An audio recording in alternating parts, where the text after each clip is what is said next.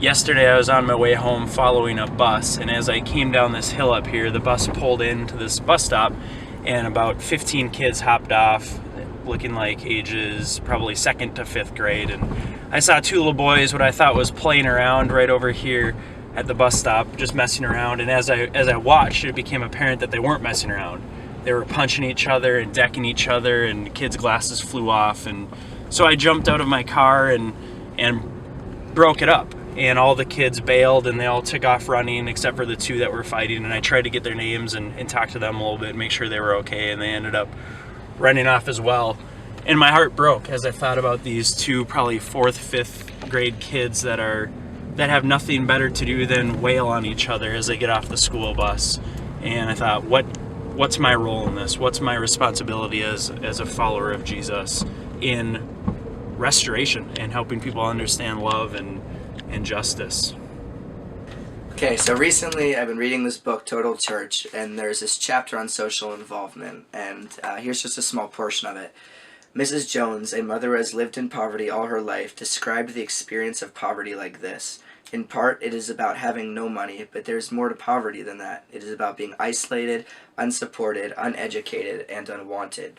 Poor people want to be included and not just judged and rescued at times of crisis. So it continues to go on and talk about how we so often like to do community outreach and break it down into different projects instead of actually including the people in need in our community. So what we have to ask ourselves as the church is, are we just doing outreach projects, or are we actually bringing these people into our community to share in our community and show them the love of Jesus and making them our friends? Good. So I have to confess, while I've had a burdened heart for this apartment complex 1 block from me, I've had lazy hands about it. Yes, there's need with my neighbors and those that live right around me, but it's oftentimes more covered up. Here, just a block away, it's tangible. And I haven't done a whole lot about it, and what does that look like? Here's the deal, it can't look like volunteerism.